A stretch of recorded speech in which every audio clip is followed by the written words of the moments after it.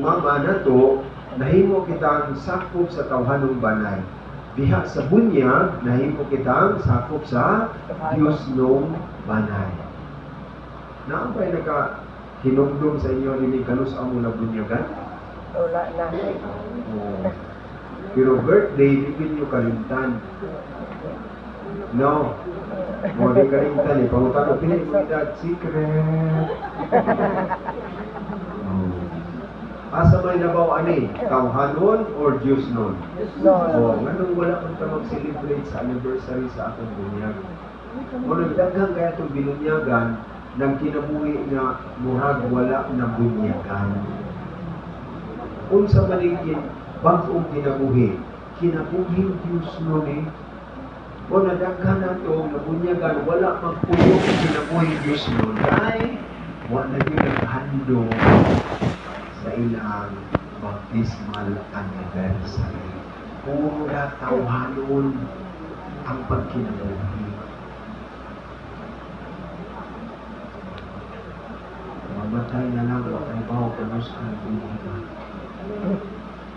Yan ka na bang General Mass, nakabantay mo, kanang gigamit diha, ipangtungtong diha, o nang gigamit atong bunyag na to. Kanang cross, muna, ang cross sa agtang, o kanang white cloth, nagitabon sa lungon, o nang puti nga sapot, o isulob, niya ang Bible, muna, naglamdag na to, pulong sa Diyos, nag-guide na to, ang holy water, muna, baptismal water, kadtong Paschal candle, muna kandila. Pero isip ko na binunyagan. Tawhanon ra. Nga hindi kasi magbuning ko. Kasi kauno na mo, pader. Nadagang Katoliko, dagkog tiyan. Ay mga tiyanos man. Di man Kristiyanos. Tawhanon ra. Nya, siya, o nagdawat kaninyo tipon sa iyang santos na katawan.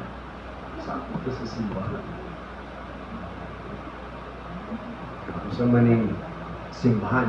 Ingo na St. Paul, sa first letter to the Corinthians, ang simbahan mo ang lawas ni Kristo. So kita mga bahin sa lawas ni Kristo. Yun din siya karon magadihog kaninyo sa Christmas sa kaluwasan. So katong kuan, katong chrism oil, Christmas sa kaluwasan, mark of salvation. Mo ganang giingon sa CCC, na sa Pastoral Catechetical Primer of the Sacraments, ingon na baptism is a seal of eternal life. Silyo sa kinabuhing walay katapusan. Ang bunyag. Seal of eternal life. So, Christmas sa kaluwasan. Paingon nga si Kristo gidihugan nga pari, propeta o hari, mauman usab. Magpuyo unta kamo kanunay ingog mga bahin sa iyang lawas. Ita bahin sa lawas si Kristo. Magpuyo kanunay ingog bahin sa iyang lawas. Kung sa'y resulta, kung magpuyo tayo ingog bahin sa iyang lawas, nga manag-ambit sa kinabuhing dayon. Kung magkinabuhi kita, inubahin sa lawas ni Kristo, magkadawat kita, magkaampit kita sa kinabuhing dayon. Sa ato pa, kung dili kita magkinabuhi, inubahin sa lawas ni Kristo, dili ka magkaambit o kinabuhing dayon. Ang atong maambitan, kamatayong dayon or mamatay dayon. Tama-tama, ugma inyong celebration sa Diyos, kalag-kalag. So, din kamo, kabahin sa lawas. Unsay gihimo sa lawas ni Kristo matag Domingo din. Mga laki. Uy, Mga lawas. nag-usap mo din matag Domingo. Lawas. Mauna, lawas si Kristo. Magpuyo imubahin sa lawas si Kristo. Ang gihimo sa lawas si Kristo dinhi kasaulugan sa pulong matag Domingo. Unya wa ta kanunay. Wa ta magpuyo imubahin sa lawas. kung saan pagkadawat o kinabuhi kayo. Samang ang kamot putlo ni kusubay pagkamot. Diba? Kahan sa atong mga Katoliko, imunani ang mentality. Yan nagtuo sila buhi or mabuhi sila. Ang wala man magkinabuhi ng bahin sa awas ni Kristo. I-disintegrate man. Minsan na anong akasya putlo na, bisan ma-expose ka na sa adlaw, hindi na ginausugan. Because disconnected from sa iyong man. Na-disconnected ka ni Kristo, connected ka sa iyong lawas, kaya kita lagi, usay mo, kuha namin si Masimba niya, lumatag na sila bugas. Di lagi lumatag ng bugas, pero kinabuhi tayo.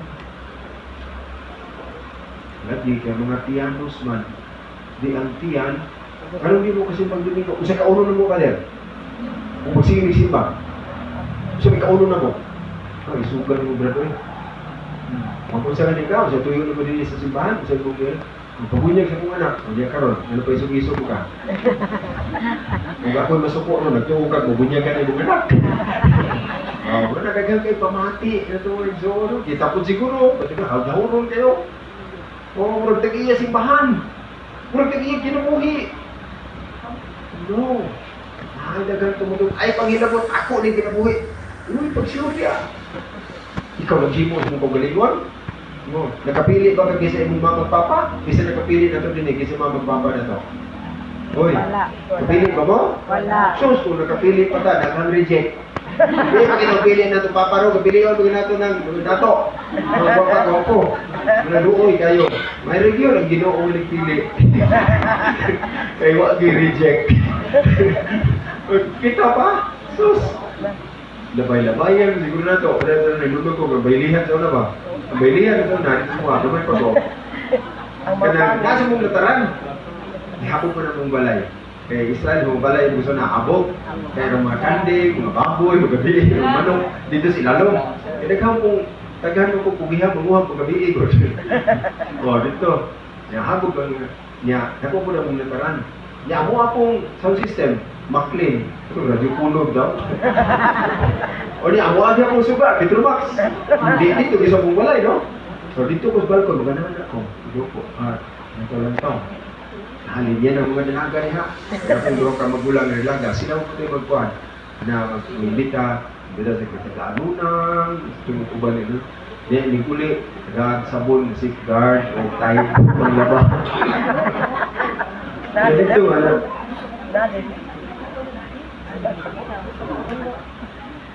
Ng sweet music. Makaguros ng mga bitawag. Kaya mag-ilugan sila. Ano sa tama sila? Dalaga na ilugan yun. Naagi mo pa ng wagi mo punit. Sige lang pakananan si Muko. Orang hindi nga ba? Kung kita pa ipapili, kita itong mama papa.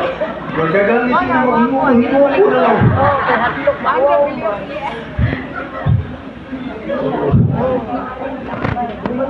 Ay galing ka na ginoo ay pilo. So, wala we come part of the body. Di pwede maglain ta. Di pwede mag-himo-himo tagato. Nagkagay nga rin, sila magbuod, saan nila pagpuyo ilang pagkakatoliko, sila magbuod, saan pagpuyo ilang pagkakristiyanos. Di pwede na. Because we didn't disintegrate the body of Christ, how can we survive? Paano? Ako na, uy, katong bilin, hindi pa bilin ko. Sure mo niya. We have to come here on Sunday. Kung sa gihimo sa lawas ni Kristo, simbahan, we have to participate. Magpuyo iyong bahin sa lawas. Hindi ko na yung mag-uod-buod, ano kaya nilugod-buod? Tingnan ka din. Tingnan ba? Ano sa kayo, GDK, bubod kayo kayo, hanggang kayo gusto magbuod. Hanggang kayo hawag. Hindi naman kasi nabot. We participate. Yung mga karon, naamantay, pista nga giban mo ni. Mo ni karon pahinumdum na sa inyo ha nga you are part of the parish. Dili mayo na pista ang parokya dito. No, you belong to the parish. Apil mo sa piyesta sa parokya. Dili pwede mo maasila na dito. You disintegrate the body from the body of Christ. Muna karon gipahinumduman mo. Muna siya, ang iba na describe ng octopus. Sabi niya, ano mo gusto siya ng octopus? Kugita. Kugita. Kugita. Ang ulo, na dito sa sintro. Ang kamo, apil mo sa mga kaway. Naputla naman gaway gikan sa ulo. Sa may kamo sa gaway. Patay. Kaunong gilisda. Kung mo disintegrate, kung hindi siya pulpi. Mo ka na ikarong kiss, karong bespiras sa posisyon, danon ay tanang imahin sa tanang gigi. Because you belong, you compose the parish. Dili lang dito. Mula ang mangandam, dili lang dito sentro. Tanang mangandam. Sa ato sa parokya. O mo na, mahuman rin itong pilgrimage mass, November 28. November 29, mo na siyang Novena Mass. So, naagya po may participation. Na to, naghatag na kong assignment sa mga suna. Na kinahanglan, mag-organize sila, mag-organize mo, asa mga suna, kano sa inyo ang sponsorship, 5 o'clock sa hapon ang atong Novena Mass. Ganuman, tungod kay kamo man ang mukanta, kamo choir, kamo po ang manugtog. Magpili mo, practice yun, kinsa ang reader, kinsa ang commentator, kinsa ang collector. Ako lang umumisa, di man mo pwede umisa. Participate, kikalimukan mo ni sa lawas ni Kristo sa ibang parokya. Dili pwede nga, sila na dito, ni-appeal.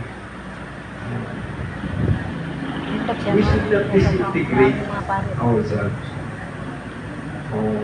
Magkinabuhi iyong bahin sa iyang lawas. Hindi pwede magulang. Magkinabuhi bahin sa lawas. Kung sa ganay mga makapot na to, kung magkinabuhi ta kanunay iyong bahin sa lawas ni Kristo, Kinabuhin dayon. kinabuhin Dayon. So muna itong una-una. So it would lead us into the third reason. Ang ikatulong na rason, ganun gibuhat yung pilgrimage mass, misa sa Panaw Duaw, yung pagsuroy sa 15 image o ni Maria